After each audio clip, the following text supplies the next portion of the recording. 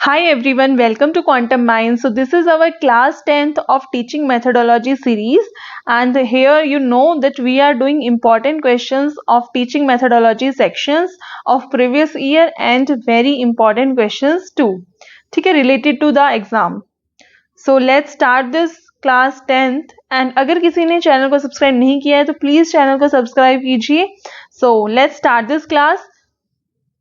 Question number first is what describes students' performance or progress in relation to others at the same peer group, age or ability.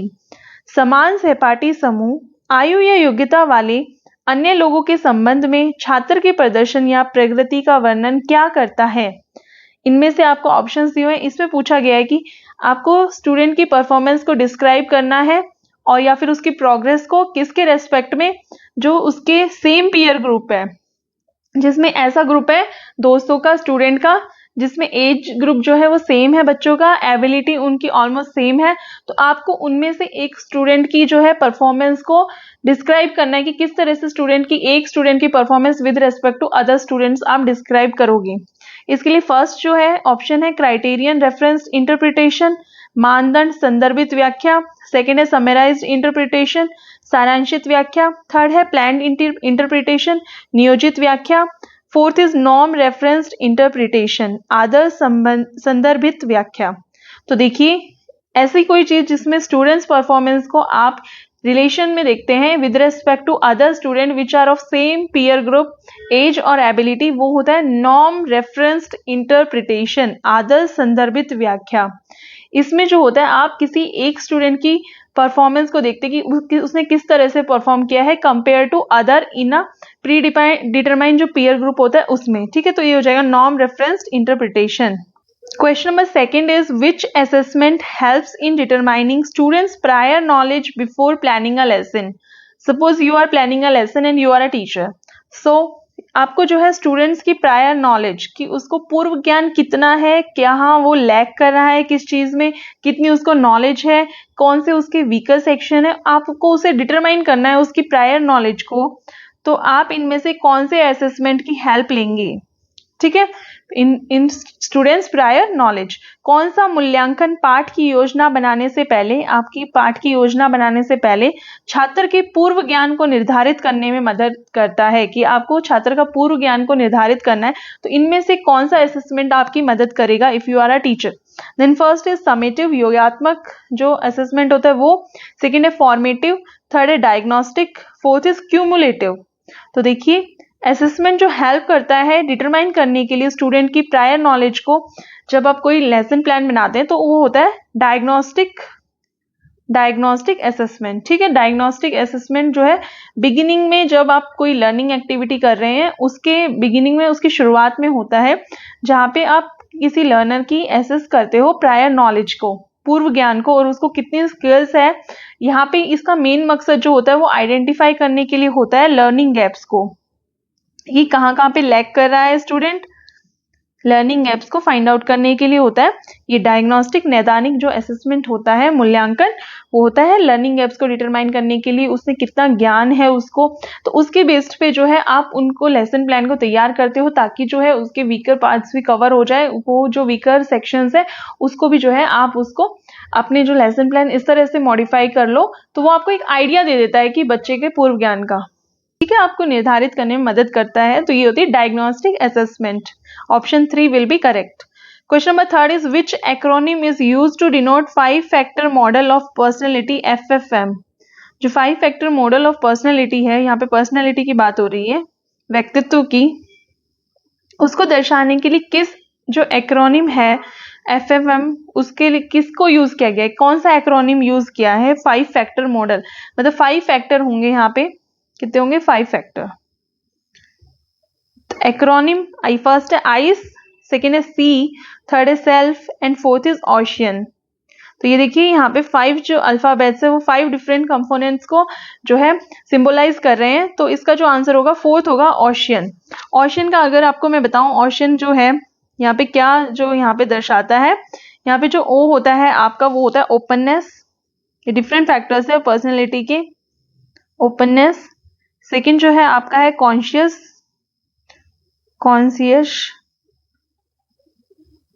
Consciousness. And third जो आपका ई से होगा वो होगा extroversion,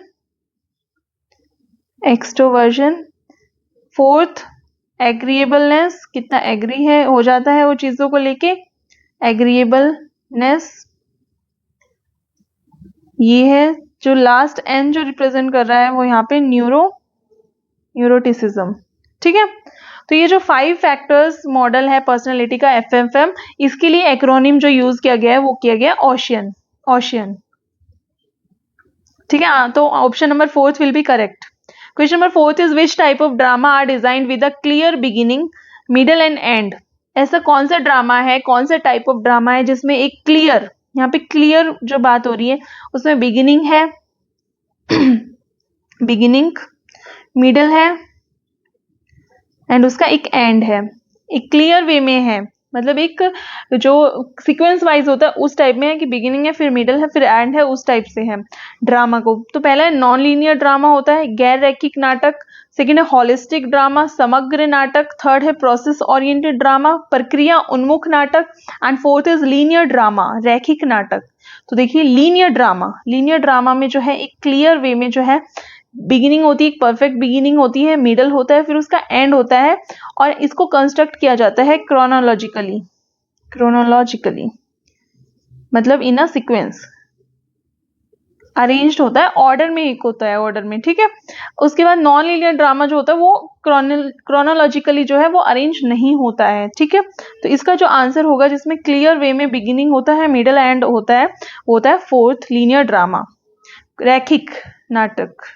fourth है in which model of inclusive education, कौन सा model है इंक्लूसिव एजुकेशन का। इंक्लूसिव एजुकेशन हमने देखा होगा जहाँ पे हर बच्चे को एक साथ शिक्षा दी जाती है, ऐसा नहीं है कि जो डिसेबल स्टूडेंट होते हैं उनको अलग रखा जाता है। ये इसमें इंक्लूसिव एजुकेशन में प्रावधान होता है कि जो डिसेबल बच्चा है वो भी एक रेगुलर स्कूल में जो है शिक्षा प्राप्त कर सकता है। ठीक है, तो इसमें in which model of inclusive education the student is included during regular education classroom.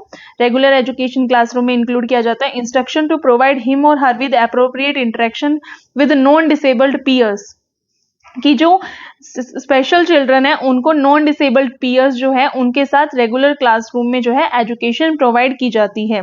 समावेशी शिक्षा के किस मॉडल में छात्र को नियमित शिक्षा कक्षा निर्देश के दौरान शामिल किया जाता है ताकि उसे गैर विकलांग साथियों के साथ उचित बातचीत प्रदान की जा सके।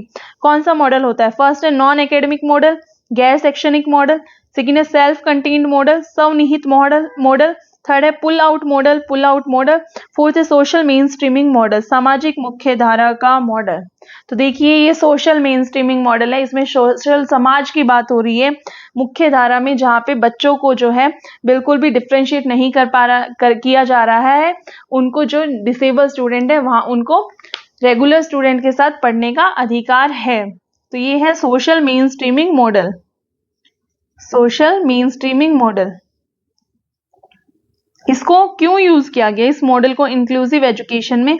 ताकि जो है सोशल, सोसाइटी की बात हो रही है, सोसाइटी में भी ही इंक्लूड होते हैं जो बच्चे हैं, तो वहां पे जो सोशल डेवलपमेंट होगा, जब आप इस तरह का मॉडल जो क्रिएट कर देंगे इंक्लूसिव एजुकेशन में, तो ये सोशल डेवलपमेंट को भी बढ़ावा दे रहा है। तो ये सोशल मेन स्ट्रीमिंग मॉडल है। इसमें जो है इंक्लूसिव क्लासरूम्स इस तरह से क्रिएट किए गए जहाँ पे स्टूडेंट, अलग अलग जो स्टूडेंट है, अलग अलग उनकी जो अलग नीड्स है, डाइवर्स नीड्स है, भिन्न प्रकार की जरूरतें हैं, उन बच्चों को सबको एक साथ जो है शिक्षा, लर्न टुगेदर, वो एक साथ जो है सीख सके। ठीक है, तो ये डाइवर्स एजुकेशनल इन्वायरमेंट जो है वो प्रोवाइड करेगा। तो ये था social mainstreaming model. Question number 6 is what is NIOS? NIOS क्या है? नियोज क्या है? तो नियोज जो होता है वो होता है national institute of open schooling, राष्ट्रीय ओपन स्कूली शिक्षा संस्थान। Option number 4 will be correct. Open learning होती है यहाँ पे। फर्स्ट था national Indian open schooling, native Indian open school नहीं होता है, national institute of open shelf भी नहीं होता है, ये होता है नेशनल इंस्टीट्यूट ऑफ, राष्ट्रीय ओपन स्कूली शिक्षा संस्थान। इसको जो है ये गवर्नमेंट ऑफ इंडिया के द्वारा कंट्रोल किया जाता है, GOI के द्वारा, गवर्नमेंट ऑफ इंडिया। एंड जो इसको एस्टेब्लिश किया था किसने? मिनिस्ट्री ऑफ एजुकेशन ने, ministry of education in 1989, right? ठीक है, ओपन लर्निंग शुरू की गई थी। तो ये हो गया न्यूज।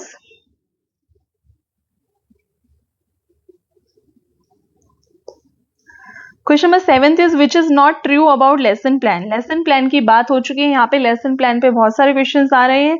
तो यहाँ पे पूछा गया है which is not true about lesson plan, कौन सा सच नहीं है। फर्स्ट है it helps in orderly delivery of content, यह सामग्री को व्यवस्थित रूप से डिलीवरी में मदद करता है, सही बात है। It is developed by students, ये छात्रों द्वारा विकसित किया गया है। रॉन्ग है, it is prepared by teacher ना, तो ये गलत हो जाएगा, ये सही था। थर्ड है it develops confidence in teacher, confidence आता है जब उसके पास एक लेसन प्लान तैयार होता है, उसे पता होता है किस तरह से टीच करना है, क्या पढ़ाना है, उसका उद्देश्य क्या है, तो सारी चीजें क्लियर होगी, तो ये कॉन्फिडेंस अपने आप ही आएगा टीचर के अंदर कि उसको चीजें क्लियर है, क्लैरिटी है चीजों में कि क्या उसको नॉलेज जो है उसको कन्वे करनी है स्टूडेंट्स को, ठीक है, तो ये भी सही बात है। Fourth is it saves from haphazard teaching, ये अव्यवस्थित शिक्षण से बचाता है, बिल्कुल सही बात है, इसमें व्यवस्थित शिक्षण हो जाता है, तो ये अव्यवस्थित शिक्षण से आपको बचाएगा, आप जो है एक प्रॉपर मैनर में जो है नॉलेज को कन्वे कर रहे हैं, तो ये भी सही बात है। इसमें पूछा नॉट ट्रू, कौन सा सही नहीं है, तो ये गलत स्टेटमेंट सेकंड जो है नॉट ट्रू है, it is developed by students, गलत है, ठीक है। क्वेश्चन नंबर 8 है अकॉर्डिंग टू जॉन डीवी, जो ये जॉन डवी है, इन्होंने which of the functions are performed by education to the society, कौन सा जो फंक्शन है वो परफॉर्म किया जाना चाहिए for the education to the society, by education to the society के लिए क्या किया जाना चाहिए। फर्स्ट है ट्रांसमिशन ऑफ कल्चर, संस्कृति का संचरण, सही है, संस्कृति का संचरण होता है, एक कल्चर का डिफरेंट कल्चर से, डिफरेंट डाइवर्सिटी होती है स्टूडेंट्स की एक क्लासरूम में, तो कल्चर जो है एक से दूसरी जगह ट्रांसमिट होता है। सेकेंड है रिड्यूस इनइक्वालिटी एंड डिस्पैरिटी, असमानता और विषमता को कम करे, एजुकेशन का यही मकसद है कि वो इनइक्वालिटी जो है, जेंडर इनइक्वालिटी है, डिस्पैरिटी है, उसको कम करे, विषमता डिस्क्रिमिनेशन ना हो बिल्कुल भी, तो ये रिड्यूस करता है इनइक्वालिटी को। एजुकेशन से जब लोगों को, एजुकेटेड लोग होते हैं वो इन सब के बारे में जो है इनको नहीं मानते हैं, डिस्क्रिमिनेशन नहीं होगा, ठीक है, तो ये होप की जाती है कि जो एजुकेशन है वो रिड्यूस करे इनइक्वालिटी को एंड डिस्पैरिटी को। थर्ड है social mobility and social change, सामाजिक गतिशीलता और सामाजिक परिवर्तन के लिए होता है, ये जो एजुकेशन का रोल होता है कि सामाजिक जो है परिवर्तन, चेंज ला सके, कि जहाँ पे जो कमियां है समाज में उसको दूर किया जा सके एजुकेशन के माध्यम से, तो ये भी सही है। All three will be correct, तो आंसर हो जाएगा first second and three all will be correct. इसमें पूछे आर परफॉर्म्ड कि कौन सा सही है, तो option number fourth will be correct. इसके बाद question number 9, which learning involves higher order mental processes like thinking, reasoning, intelligence and generalisation.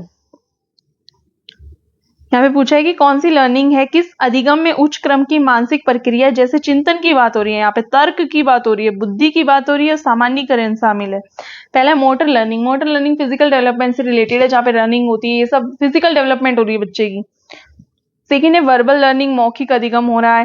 Third है डिस्क्रिमिनेशन लर्निंग, जिसमें जो है डिस्क्रिमिनेशन लर्निंग, जो डिफरेंट टॉपिक्स है उनको अलग अलग से बच्चा जो है डिस्क्रिमिनेट कर पा रहा है, पक्षपात अधिगम जो है यहाँ पे हो रहा है। फोर्थ है कॉग्निशन लर्निंग, संज्ञान अधिगम, तो जब भी माइंड की बात आ जाए, चिंतन की बात आ जाए, तर्क की बात आ जाए, बुद्धि की बात आ जाए, तो वहां पे होता है संज्ञान अधिगम, कॉग्निशन लर्निंग, तो option number fourth will be correct, यहाँ पे कॉग्निशन लर्निंग जो है वो सही हो जाएगा, राइट।